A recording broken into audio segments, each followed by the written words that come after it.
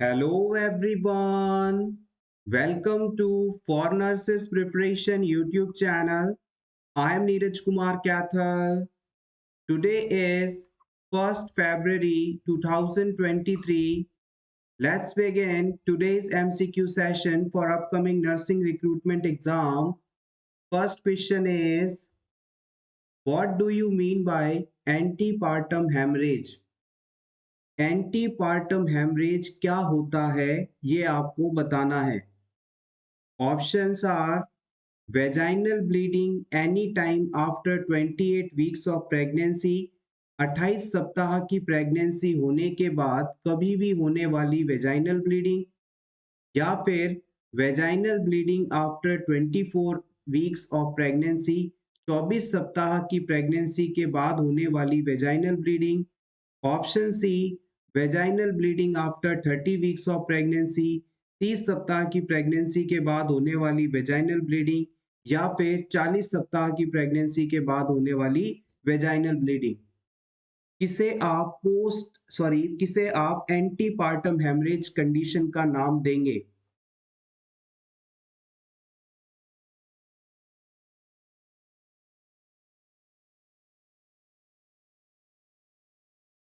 Yes, ये question बहुत ज्यादा इंपॉर्टेंट रहेगा किसी भी नर्सिंग एग्जाम के लिए।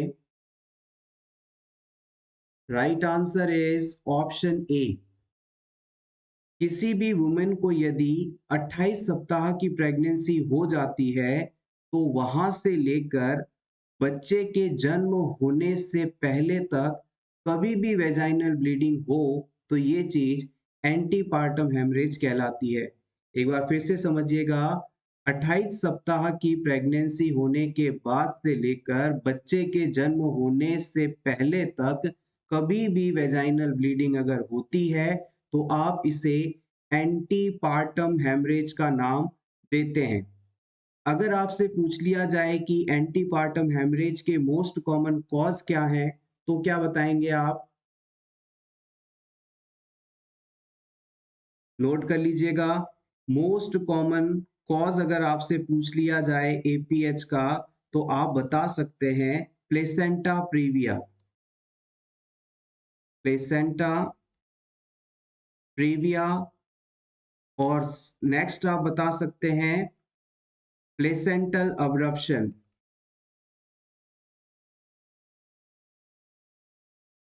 क्या होता है ये दोनों कंडीशंस?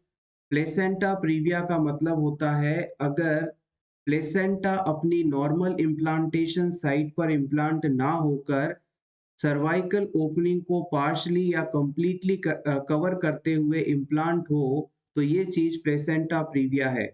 और यहाँ पर पेनलेस वेजाइनल ब्लीडिंग देखने को मिलती है।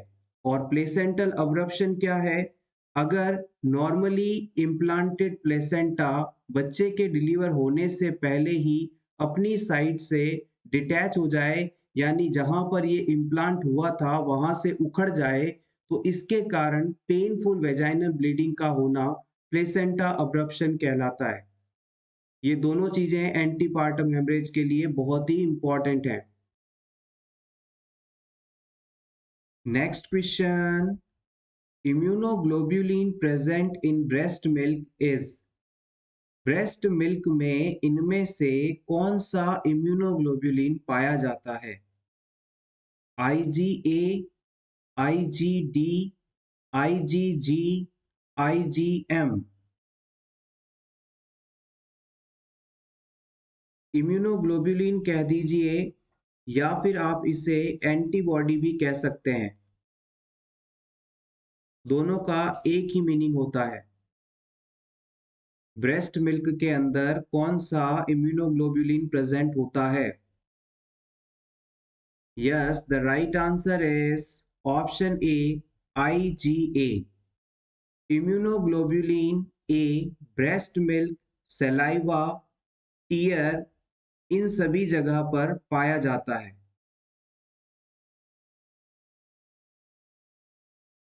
Next question, foot drop occurs due to. इनमें से किस नर्व या आर्टरी में डैमेज के कारण फुट ड्रॉप हो सकता है? Sciatic nerve, superficial peroneal artery, deep peroneal nerve, brachial plexus.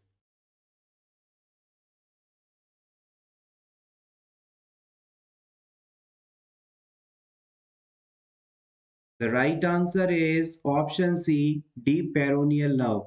याद रखिएगा, जो पेशेंट लंबे समय से हॉस्पिटल में रहते हैं, बेड पर रहते हैं, उनमें उनके फुट का हिस्सा आगे की तरफ झूल जाता है, गिर जाता है, उसमें प्लांटर फ्लेक्शन हो जाता है। यही कंडीशन फुट ड्रॉप कहलाती है। Next question, rice water stool are observed in, इनमें से किस कंडीशन में राइस वाटर स्टूल्स देखने को मिलता है? Typhoid, cholera, food poisoning, amoebic dysentery.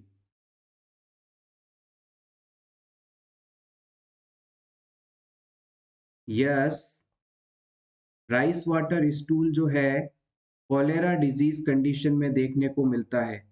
Cholera disease का पॉजिटिव ऑर्गेनिज्म है विब्रियो कॉलेरा नामक बैक्टीरिया, और हिंदी में इसे हैजा रोग के नाम से जानते हैं। अगर आपसे पूछ लिया जाए कि पी सूप्ड स्टूल कौन सी कंडीशन में देखने को मिलता है, तो आप बताएंगे टाइफॉइड फीवर के अंदर। साल्मोनेला टाइफिस का पॉजिटिव ऑर्गेनिज्म माना जाता है। Next question, all vaccine set in PSC stored in, primary health centre में सभी वैक्सीन किसके अंदर स्टोर किए जाते हैं? आइस लाइन रेफ्रिजरेटर में, डीप फ्रीजर में, वॉक इन कोल्ड रूम्स में, या फिर कोल्ड बॉक्सेस में?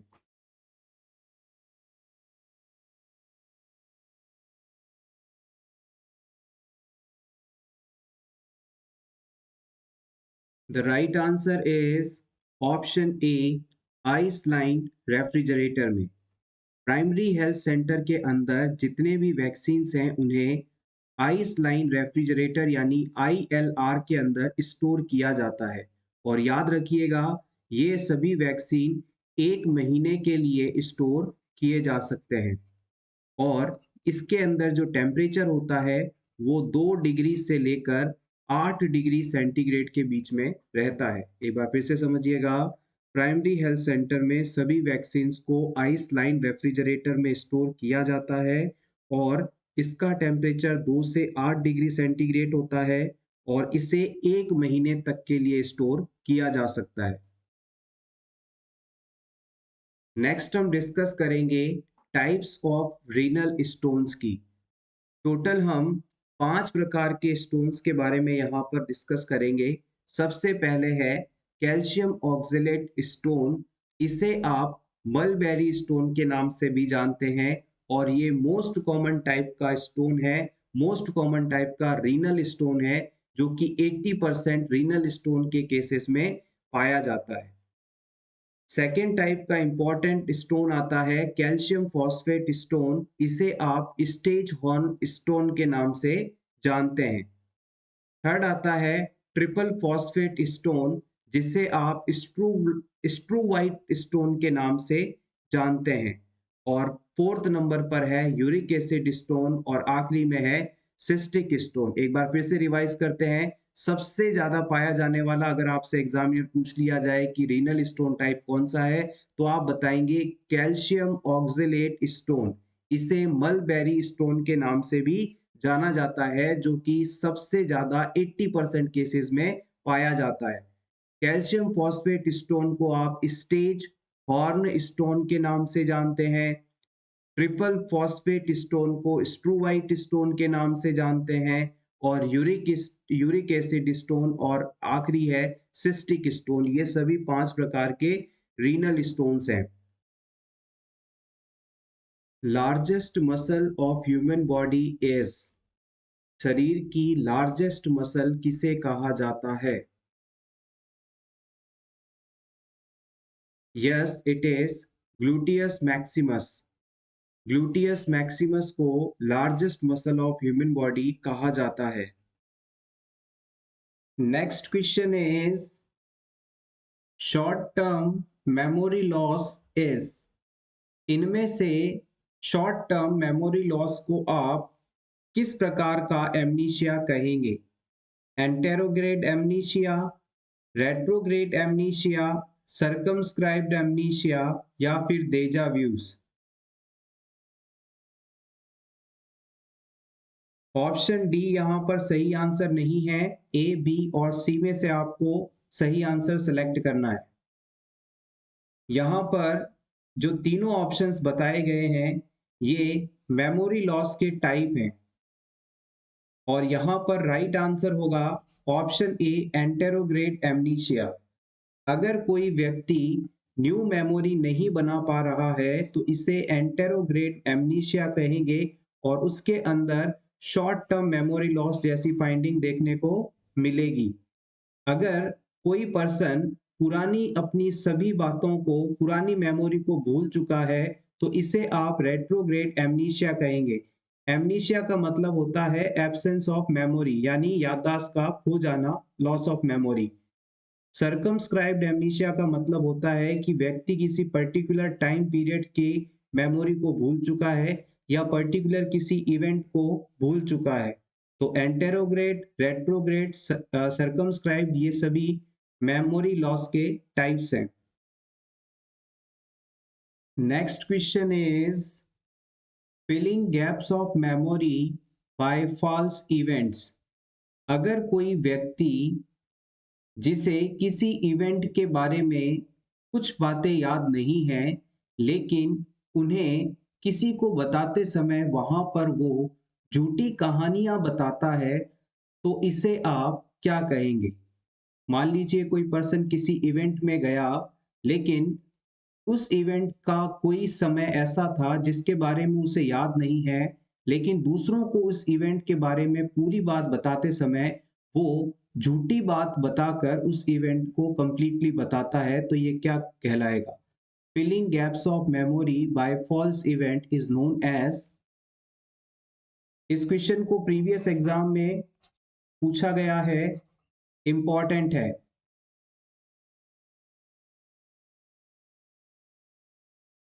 Yes, exactly, it is confabulation.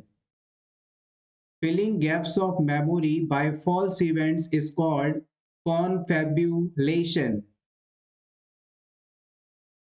Next आपको बताना है CD4 और CD8 सेल का रेशियो कितना होता है?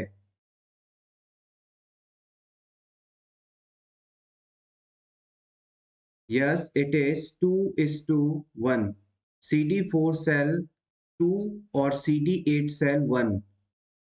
अगर किसी क्लाइंट के अंदर CD4 सेल काउंट 200 से कम हो जाए तो ये पर्सन में एड्स होने को बताती है।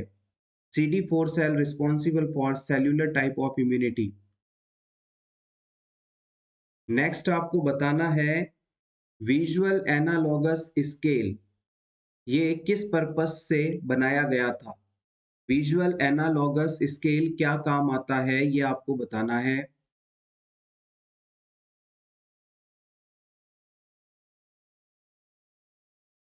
Yes, it is used to assess level of pain.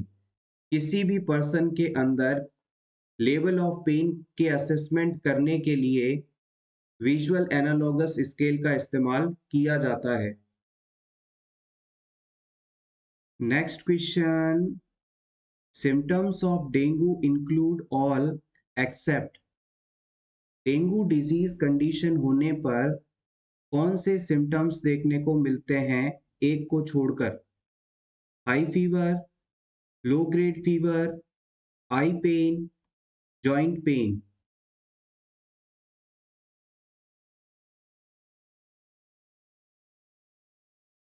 Dengue एक वायरल डिजीज है जिसमें प्लेटलेट्स की संख्या नॉर्मल से काफ़ी कम हो जाती है। The right answer is option B. Dengue disease के अंदर लो ग्रेड फीवर देखने को नहीं मिलता, यहाँ पर हाई फीवर रहता है। आई पेन होता है, जॉइंट पेन होता है। Next question is marasmus and kwashiorkor are both diseases occurring in infants due to the deficiency of which nutrient? इनमें से किस न्यूट्रिशन एलिमेंट की कमी के कारण मेरास्मस और क्वाशियोर्कर जैसे डिजीज होते हैं? Minerals, water, vitamins, protein and calories.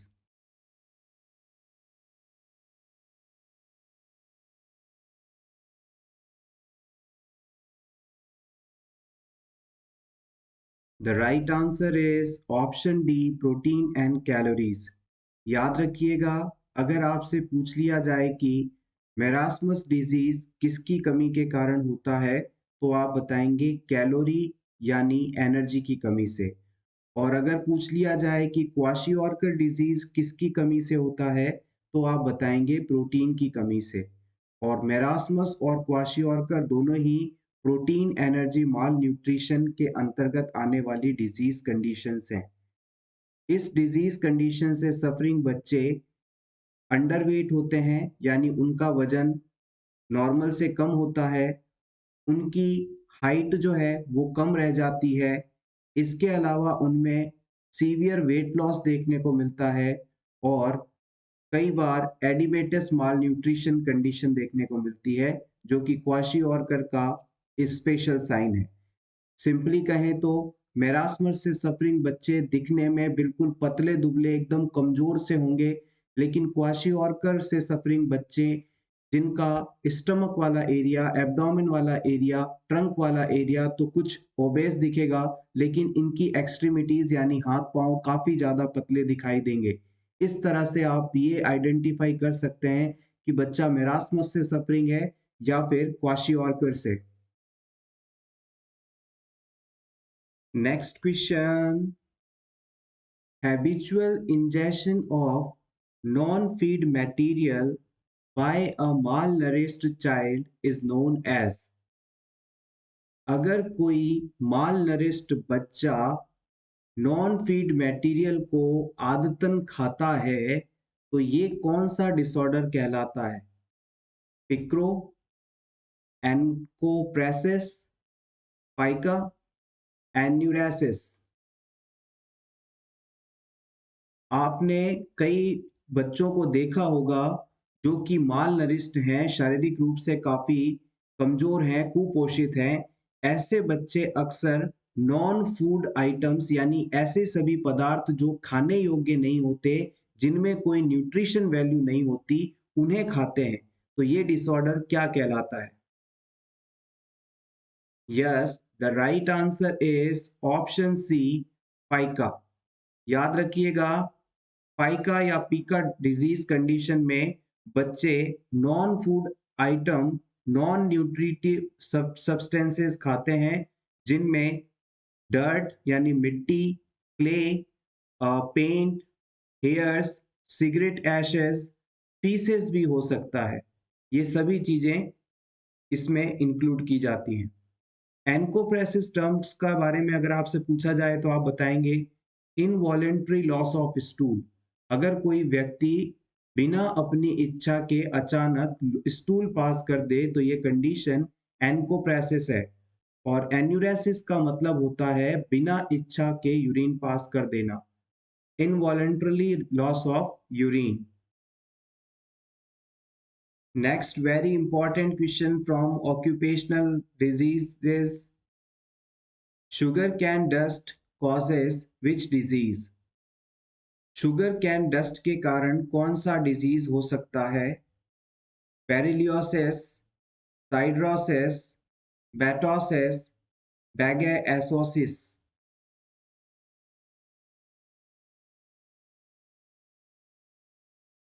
The right answer is option D, bagassosis. आइए कुछ इंपॉर्टेंट ऑक्यूपेशनल डिजीज कंडीशंस को क्विकली रिवाइज कर लेते हैं, जो कि प्रीवियस एग्जाम में अक्सर पूछी जाती हैं।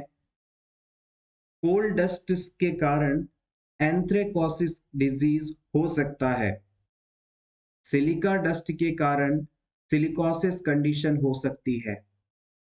आयरन के कारण साइड्रोसिस कंडीशन, कॉटन डस्ट के कारण बाइसिनोसिस, शुगर कैन डस्ट के कारण वेगा एसोसिस और हे या ग्रेन डस्ट के कारण फार्मर्स लंग कंडीशन हो सकती है।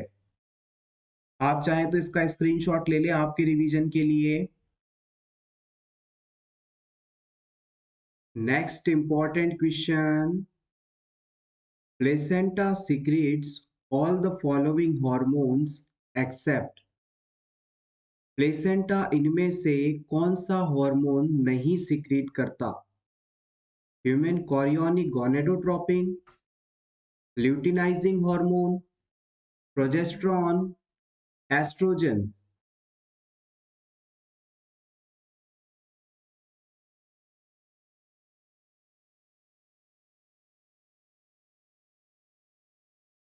The right answer is option B, luteinizing hormone.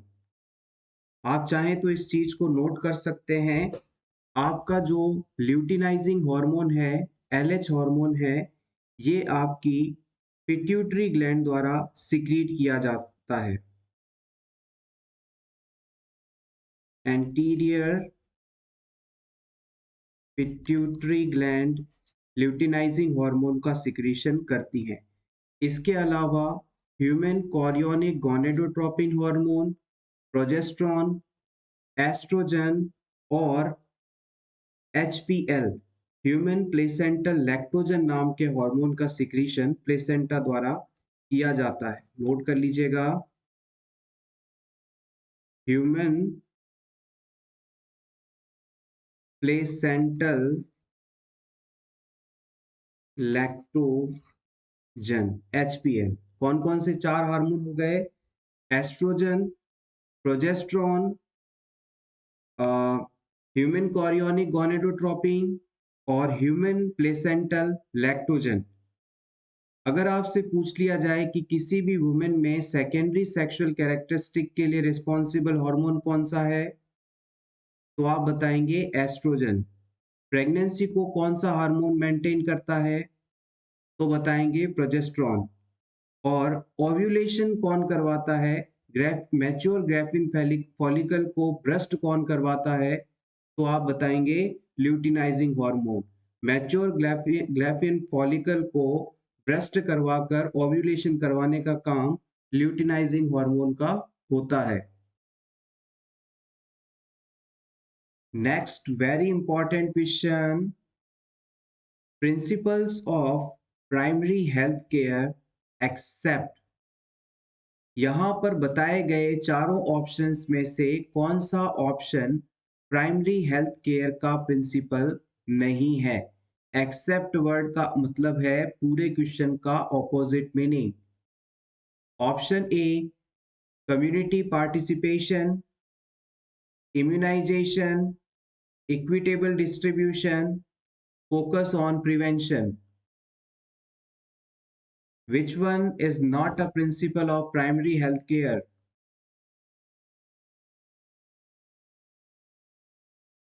Yes, the right answer is option B. Primary health care के अंदर इम्यूनाइजेशन को हम इंक्लूड नहीं करते हैं। यहाँ पर क्या क्या चीजें इंक्लूड की जाएंगी?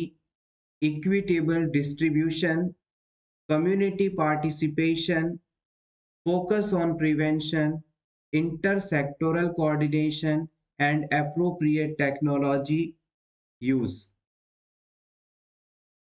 सबसे पहले इक्विटेबल डिस्ट्रीब्यूशन का मतलब है सभी सुविधाओं का सभी जगह से समान रूप से डिस्ट्रीब्यूशन किया जाना चाहिए। सभी सुविधाएं हेल्थ की ऐसी होनी चाहिए कि जिसे हर कम्युनिटी के लोग एक्सेप्ट करें, यानी हर कम्युनिटी के लोग इसे पार्टिसिपेट कर सकें, एक्सेप्ट कर सकें। प्राइमरी हेल्थ केयर का जो फोकस है, वो इसका जो गोल है, वो किसी भी डिजीज को प्रिवेंट करने का होना चाहिए।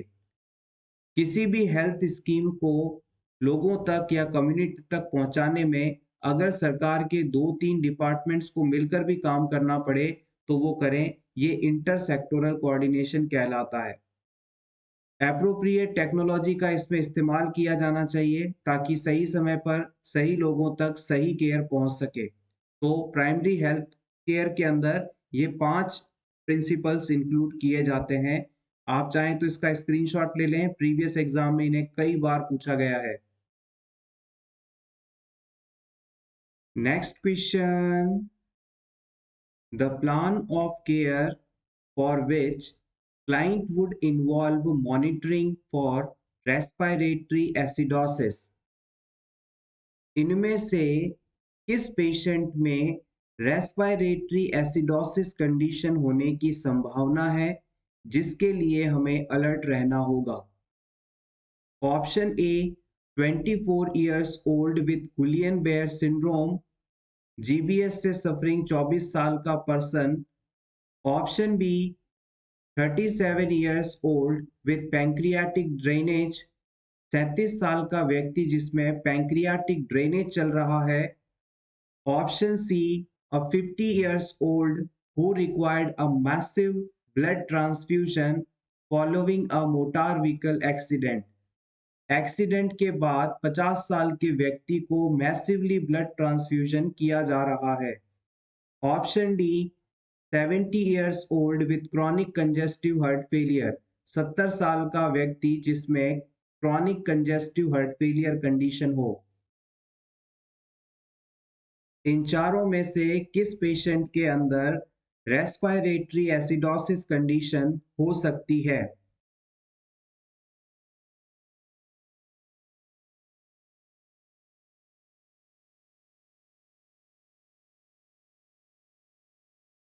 वन बाय वन सभी ऑप्शंस को डिस्कस करते हैं।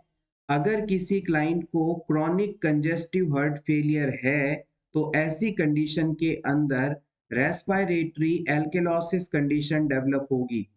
कंजेस्टिव हार्ट फेलियर के अंदर हार्ट के चारों तरफ एबनॉर्मल फ्लूइड का एक्यूमुलेशन हो जाता है जिसके कारण हार्ट प्रॉपरली अपने ब्लड को बॉडी में पंप नहीं कर पाता। ये कंडीशन ही हार्ट फेलियर है और इस सिचुएशन के अंदर क्लाइंट में रेस्पिरेटरी एल्केलोसिस कंडीशन हो सकती है। ऑप्शन सी के अंदर जब भी किसी व्यक्ति को मैसिव ब्लड ट्रांसफ्यूजन किया जाता है तो उसके अंदर मेटाबॉलिक एल्केलोसिस कंडीशन डेवलप होती है, तो ये ऑप्शन भी आपका गलत हो जाएगा। अगर किसी क्लाइंट के अंदर पैंक्रियास से ड्रेनेज किया जा रहा है यानी पैंक्रियाटिक सिक्रीशंस को ड्रेन लगाकर बॉडी से बाहर निकाला जा रहा है तो इस सिचुएशन में बॉडी के जो बेस आयन है वो बाहर निकल जाएंगे और बॉडी में एसिड की मात्रा बढ़ जाएगी, तो यहाँ पर मेटाबॉलिक एसिडोसिस कंडीशन देखने को मिलेगा। तो ये ऑप्शन भी आपका गलत हो गया। फाइनली ऑप्शन ए आपके पास बचता है जो कि सही आंसर भी है। गुलियन-बेयर सिंड्रोम को हम असेंडिंग लिम्ब पैरालिसिस कंडीशन के नाम से जानते हैं और इस कंडीशन में पैरालिसिस लंग्स हो जाएंगे, लंग्स जो है पैरालिसिस हो जाएंगे जिसकी वजह से पर्सन इफेक्टिवली रेस्पिरेशन नहीं कर पाएगा और इस पर्सन की बॉडी में लगातार कार्बन डाइऑक्साइड का रिटेंशन होने लगेगा और इस सिचुएशन में रेस्पिरेटरी एसिडोसिस कंडीशन देखने को मिलेगी। Next question. Gestational age is calculated from, किसी भी बच्चे की gestational age या प्रेगनेंसी पीरियड किस दिन से या कैसे कैलकुलेट किया जाता है? Last day of first menstrual period के आखिरी दिन से, first day of last menstrual period आखिरी मेंस्ट्रुअल पीरियड के फर्स्ट डे से, 14th day of last menstrual period के 14th डे से, या फिर first day of first menstrual period के पहले दिन से।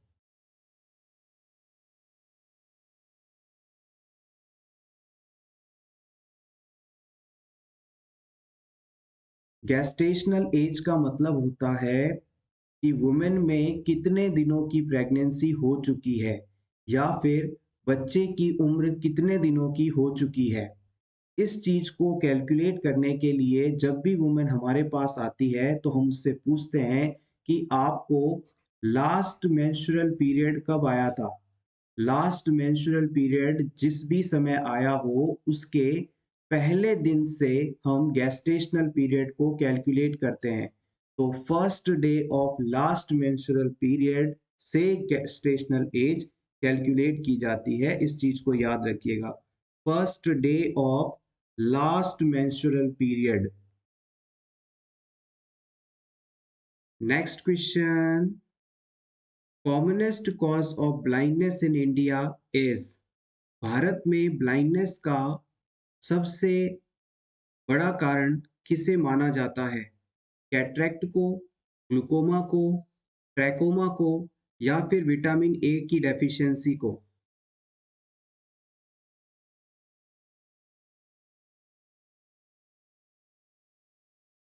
The right answer is option A, cataract.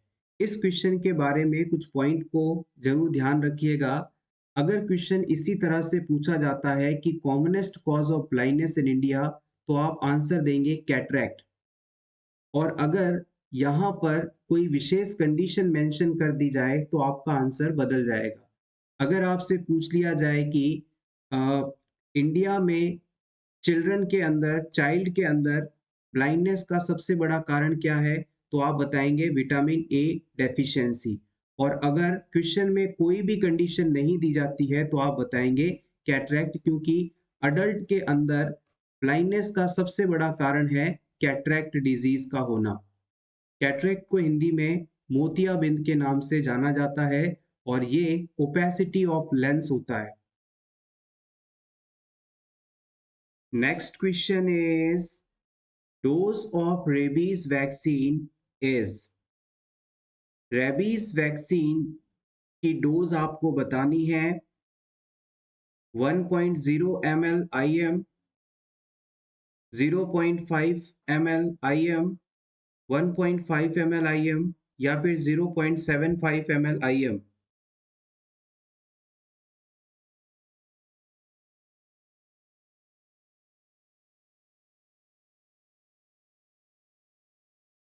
The right answer is option A, 1 ml IM।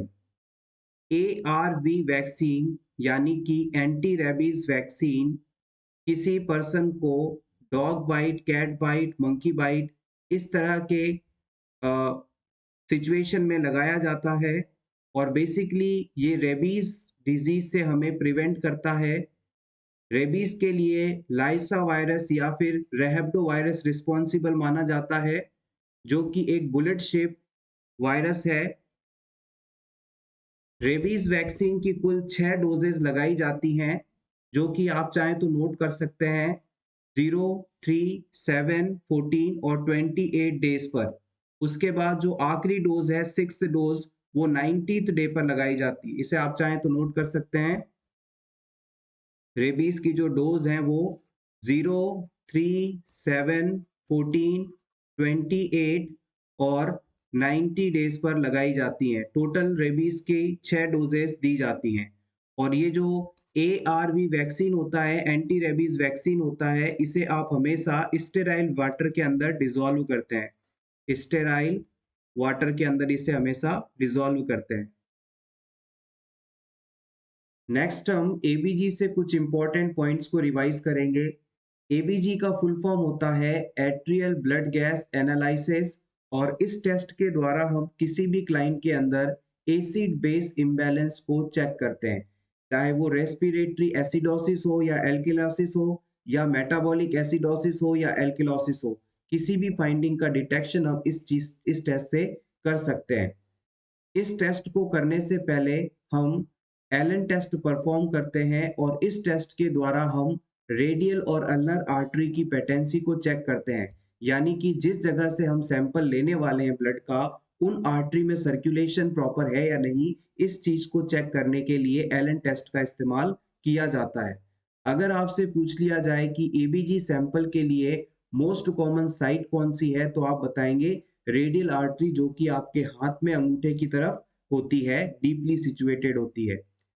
ABG का सैंपल आपको हमेशा हिपेरनाइज्ड सिरिंज के अंदर रखना है, लेना है, ताकि उसमें कोगुलेशन ना हो पाए। Next question is the nurse would expect an abnormal laboratory report into a child with hemophilia. अगर किसी हीमोफीलिया से सफरिंग बच्चे की लेबोरेटरी रिपोर्ट चेक की जाए तो उनमें से किस लेबोरेटरी फाइंडिंग का एबनॉर्मल होना देखा जाएगा? हीमोफीलिया डिजीज में कौन सी वैल्यू एबनॉर्मल आएगी?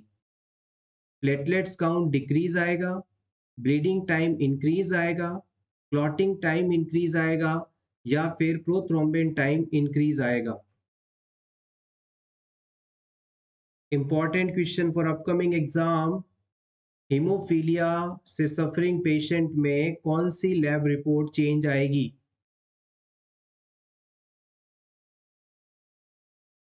Yes, exactly, option C is correct here. यहां पर इंक्रीज क्लॉटिंग टाइम देखने को मिलेगा। देखिएगा, आप इस बात को अच्छी तरह से जानते हैं कि हीमोफीलिया वह डिजीज कंडीशन है जिसमें क्लॉटिंग फैक्टर की डेफिशिएंसी हो जाती है, यानी क्लॉटिंग फैक्टर्स पर्याप्त मात्रा में नहीं अवेलेबल होते। इसकी वजह से ब्लड क्लॉट नहीं बन पाता और क्लाइंट में रिस्क ऑफ ब्लीडिंग बढ़ जाता है। तो अगर क्लाइंट के अंदर क्लॉटिंग फैक्टर्स नहीं है तो क्या क्लॉट बन पाएगा? और क्लॉट नहीं बन रहा है, इसका मतलब क्लॉटिंग टाइम जो है वो इंक्रीज हो चुका है। क्लॉट बनने में बहुत ज़्यादा समय लग रहा है क्योंकि क्लॉटिंग फैक्टर्स की कमी है। तो ये वजह, इसी कारण इस कंडीशन में क्लॉटिंग टाइम इंक्रीज मिलेगा। Hopefully this is clear now. Next important term, previously कई बार ये पूछी गई है, इंक्यूबेशन पीरियड क्या होता है? किसी भी डिजीज का इंक्यूबेशन पीरियड किसे कहा जाता है? यस, किसी भी पर्सन की बॉडी में पैथोजन की एंट्री से लेकर उसके शरीर में साइन एंड सिम्टम आने तक का समय इंक्यूबेशन पीरियड कहलाता है।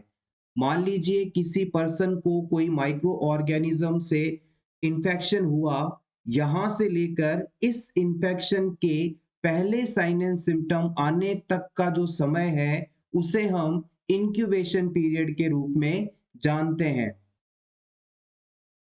नेक्स्ट क्वेश्चन इज, आपको बताना है टोटल नंबर ऑफ वर्टिब्रास कितने होते हैं? Yes, exactly 33। याद रखिएगा, कुल वर्टिब्रास की संख्या 33 होती है। Next question, largest cranial nerve, largest cranial nerve कौन सी है?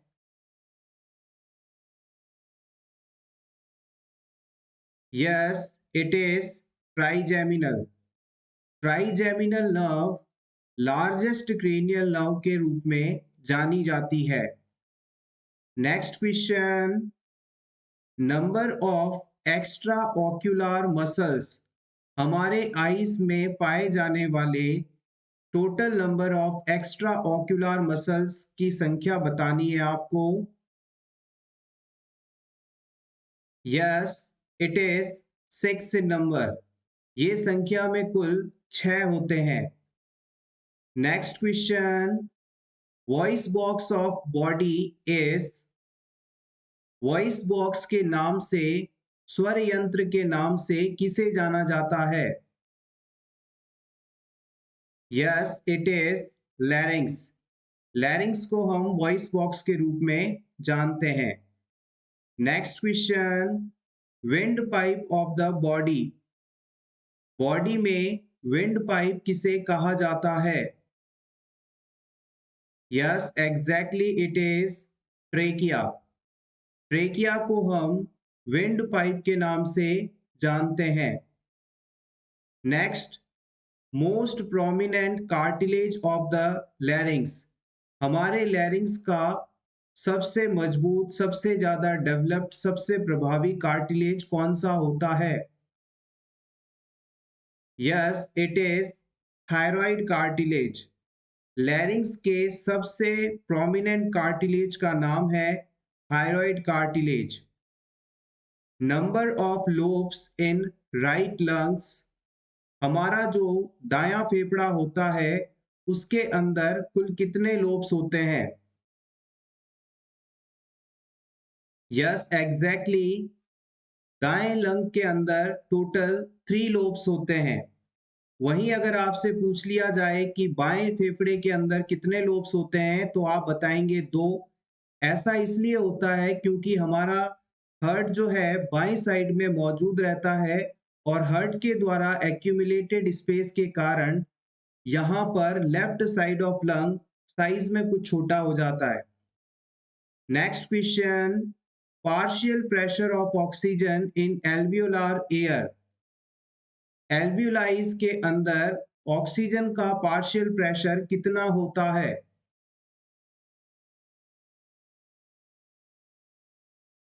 Yes, exactly, it is 100 mm of Hg। Alveoli जो कि वायु कुपिका के नाम से जानी जाती हैं, हमारे लंग्स में पाई जाती हैं, उसमें ऑक्सीजन का partial pressure 100 mm of Hg होता है। वहीं अगर आपसे पूछ लिया जाए कि partial pressure pressure of oxygen in deoxygenated blood, deoxygenated blood जो कि बॉडी द्वारा यूज करके वापस लंग्स तक भेजा जाता है, उसमें ऑक्सीजन का पार्शियल प्रेशर कितना होता है? तो आप क्या बताएंगे?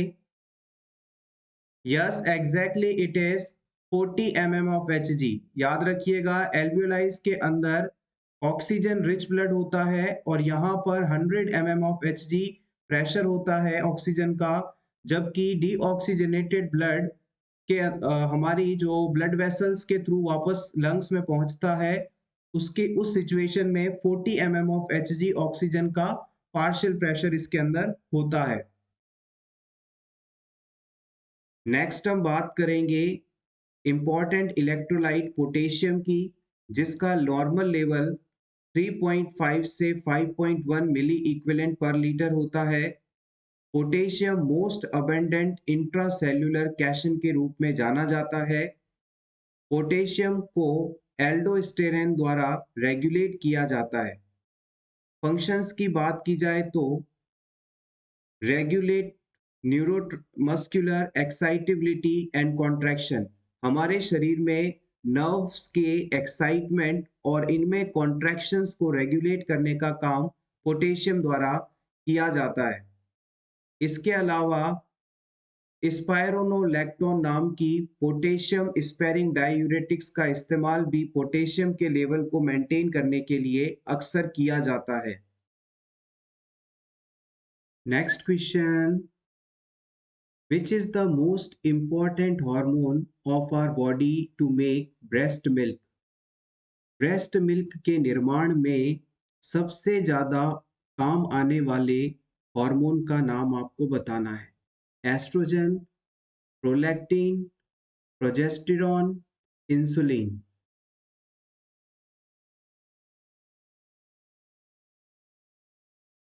The right answer is option B, prolactin. याद रखिएगा, प्रोलैक्टिन हार्मोन के द्वारा मिल्क का प्रोडक्शन करवाया जाता है। पी फॉर प्रोलैक्टिन और P for production of milk. इसके अलावा एक ऑक्सीटॉक्सिन नाम का हार्मोन होता है। ऑक्सीटॉक्सिन हार्मोन मिल्क का इजेक्शन करवाता है। ये मिल्क को ब्रेस्ट से बच्चे के माउथ तक लेकर आता है। यानी प्रोडक्शन के लिए तो प्रोलैक्टिन रिस्पॉन्सिबल है और इस तैयार ब्रेस्ट मिल्क को बच्चे के माउथ तक पहुंचाने के लिए ऑक्सीटॉक्सिन हार्मोन रिस्पॉन्सिबल माना जाता है। जैसे ही बच्चा मदर के ब्रेस्ट को सक करता है, यहाँ से स्टिमुलेशन ब्रेन तक जाते हैं और ब्रेन द्वारा इस ऑक्सीटॉक्सिन का रिलीज किया जाता है, जो कि ब्रेस्ट सेल्स के अंदर कॉन्स्ट्रैक्शंस करवाते हैं और बच्चे तक मिल्क को पहुंचाते हैं, मिल्क का इजेक्शन करवाते हैं। इसे आप मिल्क लेट डाउन रिफ्लेक्स के नाम से भी जानते हैं। Next question, the commonest lie of the human foetus is. Human foetus का कॉमनेस्ट लाई बताना है आपको। Transverse, longitudinal, unstable, oblique.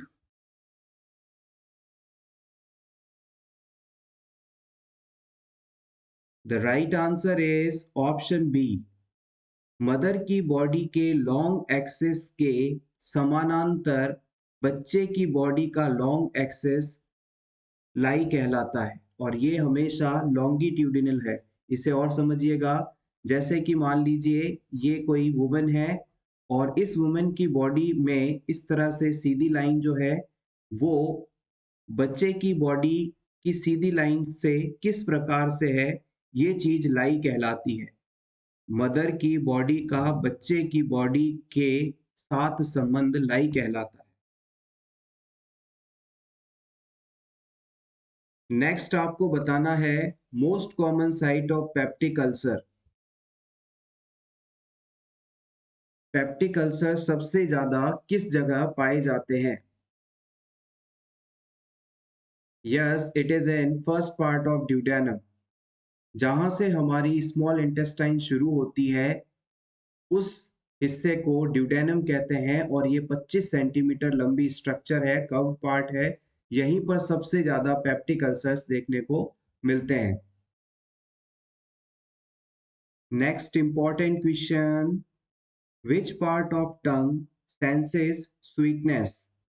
इनमें से जीभ का कौन सा हिस्सा मीठे स्वाद के लिए रिस्पॉन्सिबल माना जाता है? Sweet taste sensation occurs at which part of tongue?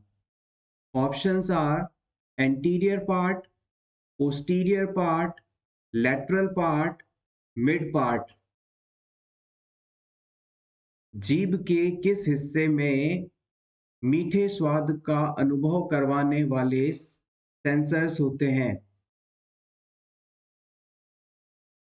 Yes, it is option A, anterior part of tongue.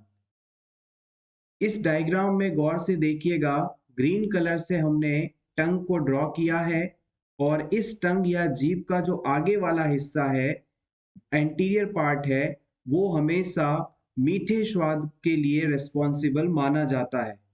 यानी जितनी भी चीजें जो कि स्वाद में मीठी हैं उनका अनुभव करने के लिए आपको उसे जीभ के आगे वाले पार्ट में टच करना होगा।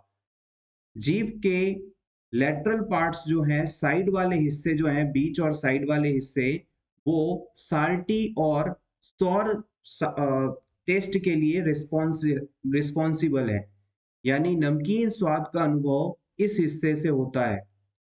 और जीभ का जो पोस्टीरियर पार्ट है, पीछे वाला हिस्सा है, वो बिटर टेस्ट के लिए रिस्पॉन्सिबल माना जाता है, यानी कड़वे स्वाद के लिए रिस्पॉन्सिबल है।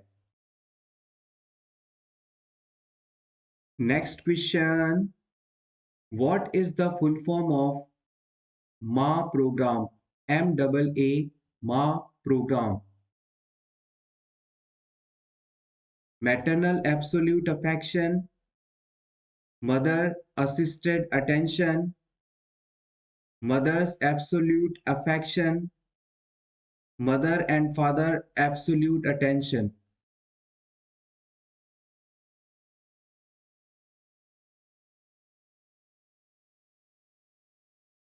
Option C is absolutely correct here. Mother's absolute affection is a full form of माँ program.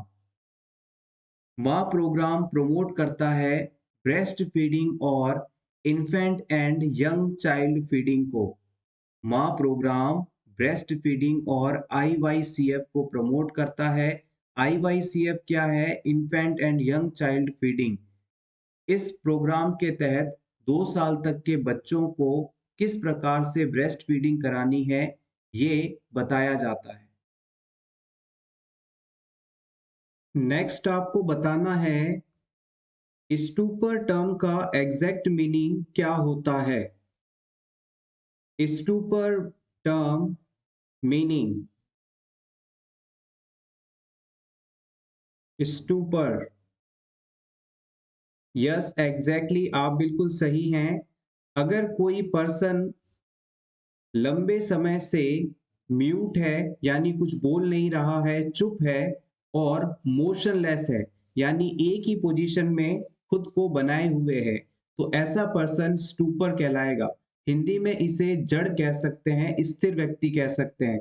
ऐसा कोई व्यक्ति जो ना तो हिल डुल रहा है, ना ही कोई बात कर रहा है, ऐसे पर्सन को हम स्टूपर कहेंगे। नेक्स्ट आपको बताना है smallest skeletal muscle in human body. हमारे शरीर का सबसे छोटा मसल जिसकी लंबाई 1 mm होती है।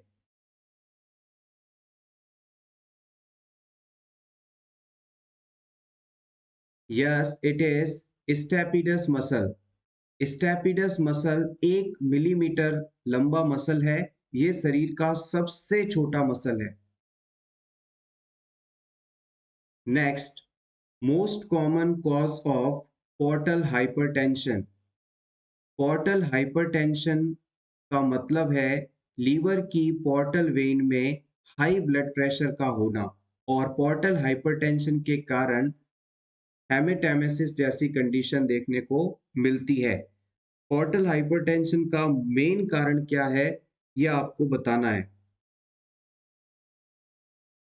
Yes, cirrhosis of liver. Liver cirrhosis portal hypertension का सबसे बड़ा कारण माना जाता है। Next question is which disease is transmitted by mainly fecal-oral route? इनमें से कौन सा डिजीज फीको-ओरल रूट द्वारा ट्रांसमिट होता है? Hepatitis B, diphtheria, polio, tetanus. This question is important for upcoming Rajasthan CHO exam.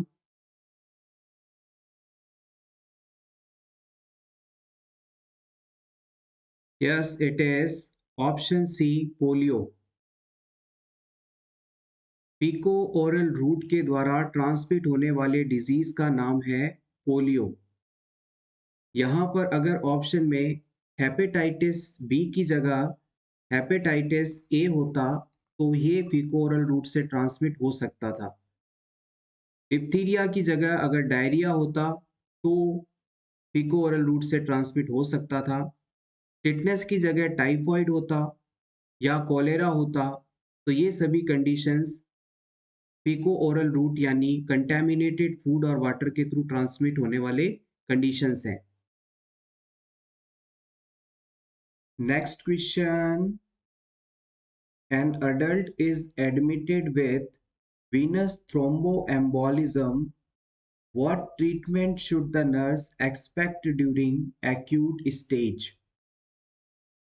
आपके पास हॉस्पिटल में एक वीनस थ्रोम्बोएम्बोलिज्म से सफरिंग पेशेंट आता है, जो कि अभी एक्यूट स्टेज के अंदर है।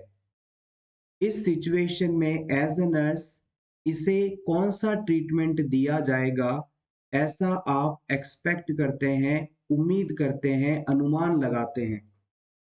Options are application of elastic stockings, इसे इलास्टिक स्टॉकिंग्स पहनने के लिए दी जाएंगी। Option two, ambulation 3 times a day, उसे दिन में 3 बार एम्बुलेट करने के लिए यानी घूमने फिरने चलने के लिए कहा जाएगा। Option three, passive range of motion exercise to the legs, हम इस पेशेंट को पैसिव एक्सरसाइज करेंगे, यानी पेशेंट को कहेंगे कि आपको खुद से एक्सरसाइज नहीं करनी है, हम उसके एक्सट्रीमिटीज को पकड़कर फ्लेक्स एक्सटेंड करेंगे, मोड़ेंगे, एक्सरसाइज करवाएंगे। Option D four, use of ice packs to control pain, हम इस पेशेंट में आइस पैक का इस्तेमाल करेंगे पेन को कंट्रोल करने के लिए।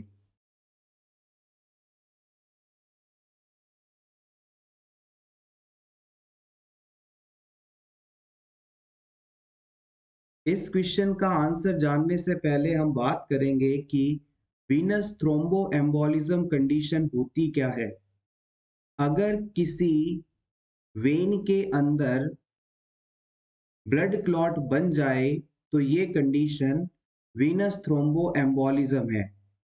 यानी कि किसी ब्लड वेसल के अंदर यदि कोई क्लॉट फॉर्मेशन हो जाए जिसकी वजह से ब्लड फ्लो प्रॉपरली ना हो पाए तो ये कंडीशन वीनस थ्रोम्बोएम्बोलिज्म कहलाती है।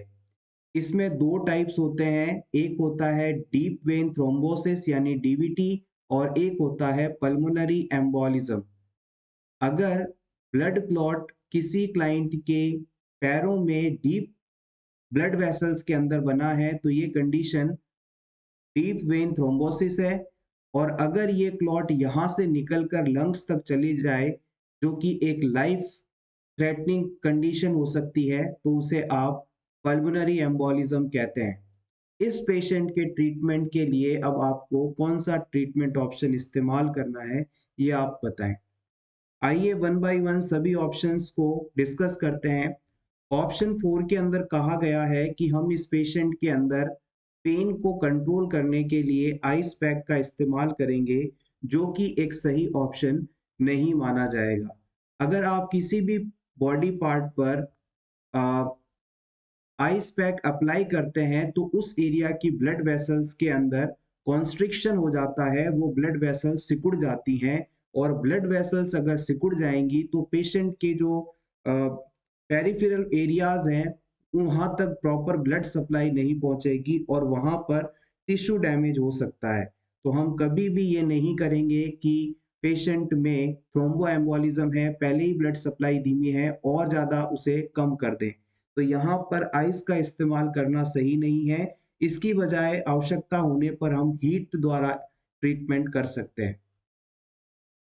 नेक्स्ट ऑप्शन 3 के अंदर बताया गया है passive range of motion exercises to the leg.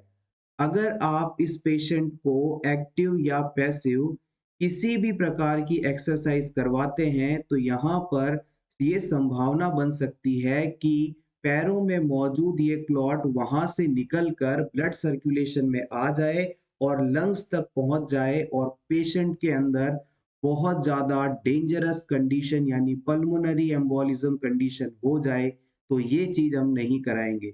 जब भी वीनस थ्रोम्बोएम्बोलिज्म का पेशेंट आपके पास आएगा तो आप हमेशा उसे रेस्ट करने के लिए कहेंगे, किसी भी प्रकार की एक्टिविटी के लिए नहीं कहेंगे। और अब ऑप्शन 2 की बात की जाए तो यहाँ गौर करिएगा, पेशेंट एक्यूट स्टेज में है, मतलब डिजीज अभी बहुत सीवियर फॉर्म में है और इस सिचुएशन में हम पेशेंट को चलने फिरने के लिए नहीं कहेंगे, तो ये ऑप्शन भी आपका गलत हो जाएगा। फाइनली आपके पास जो ऑप्शन बचता है वो है ऑप्शन 1 और ये सही आंसर भी है। जब भी किसी पेशेंट में वीनस थ्रोम्बोएम्बोलिज्म कंडीशन होती है तो हमारी प्रायोरिटी रहती है कि उसके लोअर एक्सट्रीमिटीज से ब्लड जो है ऊपर की तरफ मूव करता रहे और टर्मिनल पोर्शंस तक भी पहुंचता रहे। और इसके लिए हम उस पेशेंट को कंप्रेशन बैंडेज या स्टॉकिंग्स पहनने के लिए देते हैं। स्टॉकिंग्स का मतलब होता है जैसे आप पैरों में सॉक्स पहनते हैं, मोजे पहनते हैं, उसी प्रकार से टाइट स्टॉकिंग्स आती हैं जो कि आपके लोअर फिट वाले एरिया में काफी टाइटली पहना दी जाती हैं। इससे वहां पर एक दबाव रहता है और दबाव के कारण सर्कुलेशन भी होता रहता है। इस इलास्टिक स्टॉकिंग को पहचाने का एक कारण और भी है कि इससे पर्सन की बॉडी में एडिमा कम से कम डेवलप होगी। तो यहाँ पर सबसे बेस्ट रिस्पॉन्स रहेगा option 1।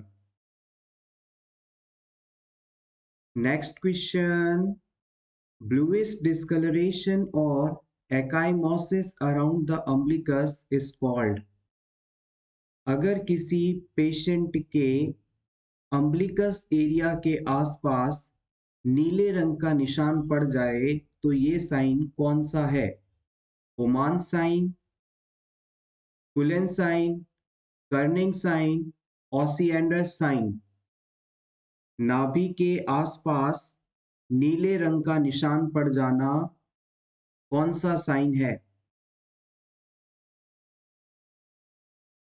The right answer is option B.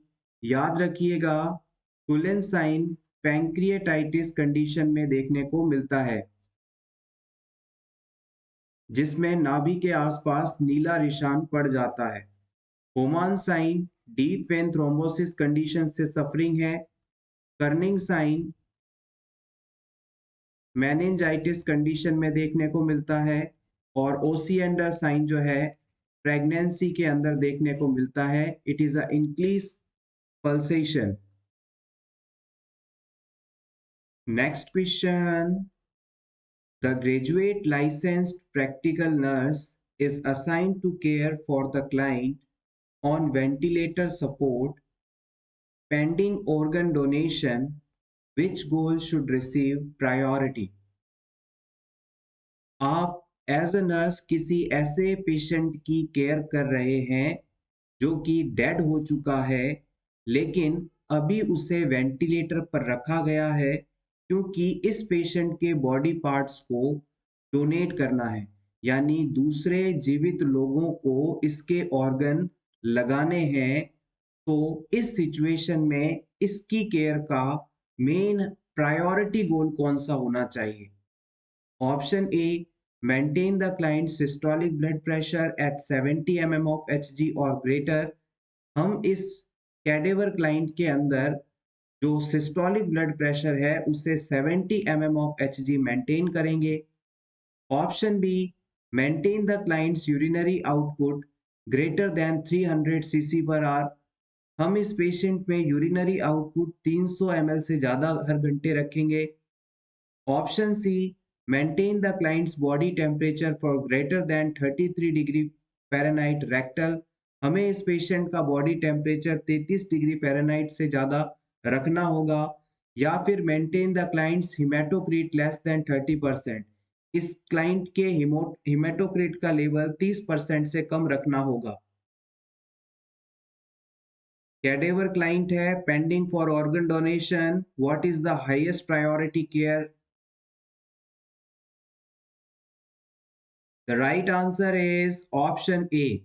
देखिएगा, जब भी किसी पेशेंट की डेथ हो जाती है और हमें उसके ऑर्गन्स किसी और को डोनेट करने होते हैं, तो हमारी प्रायोरिटी रहती है कि उसकी बॉडी के सभी ऑर्गन्स तक लगातार ब्लड सप्लाई पहुंचती रहे, ताकि उस ऑर्गन के अंदर किसी भी प्रकार की सेल या टिश्यू डेथ ना हो पाए।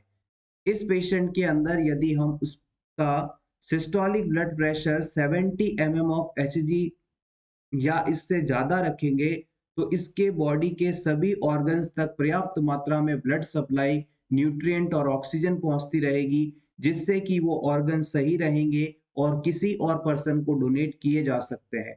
अगर मान लीजिए आपने systolic blood pressure 70 mm of Hg से कम रखा, तो पेशेंट के सभी ऑर्गन्स तक ब्लड सप्लाई नहीं पहुंचेगी। ब्लड सप्लाई नहीं पहुंचेगी तो ऑक्सीजन नहीं पहुंचेगा, ऑक्सीजन नहीं पहुंचेगा तो टिश्यू डेथ होगा, और फिर क्लाइंट का वो ऑर्गन किसी काम का नहीं रह जाएगा। तो option A is correct here. इसके अलावा ऑप्शन बी, सी और डी ये सभी सही ऑप्शन नहीं है। Next question, a client in the emergency department has a cast applied.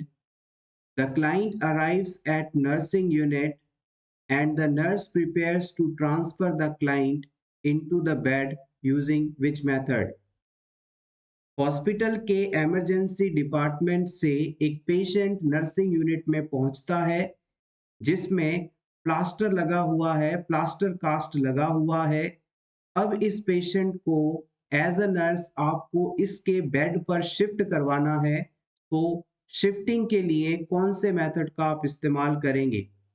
Patient हो सकता है व्हील चेयर पे हो, या हो सकता है पेशेंट ट्रॉली पर हो, स्ट्रेचर पर हो। अब इसे नर्सिंग यूनिट में बेड पर शिफ्ट करवाते समय आपको कौन सा मेथड इस्तेमाल करना है, ये आपको बताना है। बहुत ही बेसिक और इम्पोर्टेंट क्वेश्चन है। First option is placing ice on top of the cast. आप इस पेशेंट के बॉडी पार्ट पर लगे कास्ट के ऊपर आइस लगाएंगे। Option two, support the cast with finger tips only. आप इस पेशेंट के प्लास्टर कास्ट को अपनी फिंगर टिप से सपोर्ट करेंगे, यानी अपनी उंगली का जो आगे वाला हिस्सा है उससे सपोर्ट करेंगे। Option 3, asking the client to support the cast during transfer. आप इस पेशेंट से कहेंगे कि जब मैं आपको शिफ्ट कर रहा हूं तो आप अपने कास्ट को सपोर्ट करें। Option 4, using the palms of the hand and soft pillow to support the cast. आप इस पेशेंट की शिफ्टिंग के दौरान प्लास्टर कास्ट को अपने हाथ की हथेली और सॉफ्ट पिलो का सपोर्ट देते हुए पेशेंट को शिफ्ट करवाएंगे। यहाँ पर फ्रैक्चर के बाद लगाए जाने वाले प्लास्टर कास्ट को कैसे टेकल करना है, इस कॉन्सेप्ट के बारे में आपको सीखने को मिलेगा। क्वेश्चन की लेंथ को देखकर ना घबराएं, बहुत ही इंपॉर्टेंट क्वेश्चन है अगर आप नॉर्सेट जैसे किसी एग्जाम की प्रिपरेशन कर रहे हैं तो। और एज अ नर्स आप जब नर्सिंग ऑफिसर बन जाएंगे तब भी ये कॉन्सेप्ट आपको याद रखना है, क्योंकि पेशेंट की बेहतर केयर के लिए आपको ये चीज पता होनी ही चाहिए। वन बाय वन सभी ऑप्शंस की बात करते हैं। ऑप्शन 1 में कहा गया है कि हम पेशेंट के प्लास्टर कास्ट पर आइस रखेंगे। पेशेंट को पहले नर्सिंग यूनिट में उसके बेड के ऊपर शिफ्ट करवाइए, उसके बाद आप पेशेंट के प्लास्टर पर आइस रख सकते हैं। पेशेंट के प्लास्टर कास्ट पर आइस रखने का सबसे बड़ा फायदा ये होता है कि इससे पेशेंट की एक्सट्रीमिटी के अंदर स्वेलिंग नहीं आती, सूजन नहीं आती। तो ये चीज की जा सकती है, लेकिन पहले पेशेंट को शिफ्ट करवाना होगा। सेकंड ऑप्शन कहता है support the cast with the finger tips only.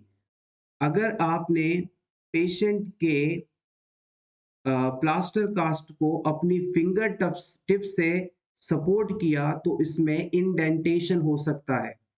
अभी पेशेंट इमरजेंसी डिपार्टमेंट से ताजा ताजा प्लास्टर लगवा कर ही पहुंचा है, अभी प्लास्टर सूखा नहीं है, प्लास्टर गीला है। और अगर आपने उसे अपनी फिंगर टिप से पकड़ कर शिफ्ट किया तो उस प्लास्टर पर आपकी उंगलियां गड़ जाएंगी, निशान पड़ जाएंगे, इंडेंटेशन हो जाएगा।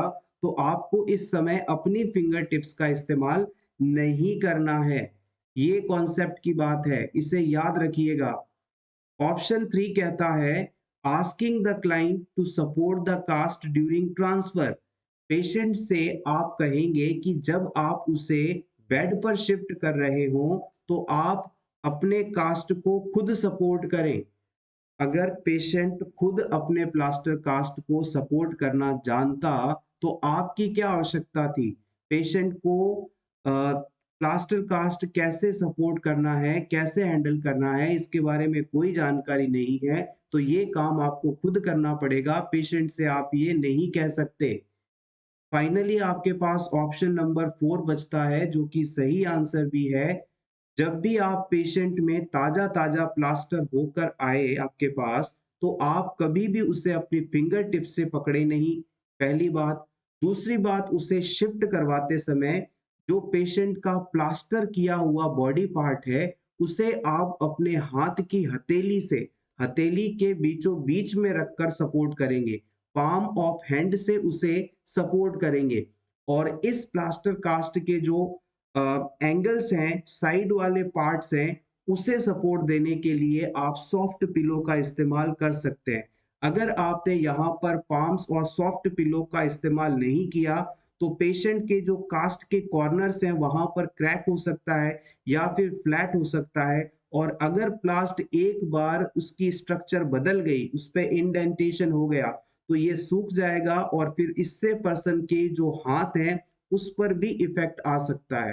तो आपको प्लास्टर कास्ट जब गीला हो तो उसे बहुत ही सावधानी से सपोर्ट करना है। इसके अलावा आप पेशेंट से कह सकते हैं कि प्लास्टर कास्ट करने के बाद प्लास्टर वाले एरिया में स्किन इचिंग हो सकती है, उसे खुजली चल सकती है। तो ऐसी सिचुएशन में कोई भी तीखा ऑब्जेक्ट वो प्लास्टर के अंदर डालकर इचिंग करने की कोशिश ना करे। इससे वहां पर स्किन इंटीग्रिटी डिस्टर्ब हो सकती है, यानी स्किन फट सकती है और वहां पर इंफेक्शन हो सकता है। ऐसी सिचुएशन में आप क्लाइंट को कहें कि अपने इचिंग को कंट्रोल करें, और नहीं इचिंग कंट्रोल होती है तो उस जगह पर हेयर ड्रायर का इस्तेमाल करते हुए कूल एयर से पुट कर सकते हैं, कूल एयर से वहां पर आप थ्रो कर सकते हैं, जिससे कि इचिंग कम हो जाएगी। तो ये कॉन्सेप्ट आपको याद रखना है। Thank you so much everyone for watching this complete video. अगर आपको आज की ये क्लास अच्छी लगी हो तो प्लीज इसे लाइक कर दीजिएगा और रेगुलर इसी तरह की क्लासेस देखने के लिए for nurses preparation YouTube channel को जरूर सब्सक्राइब करें।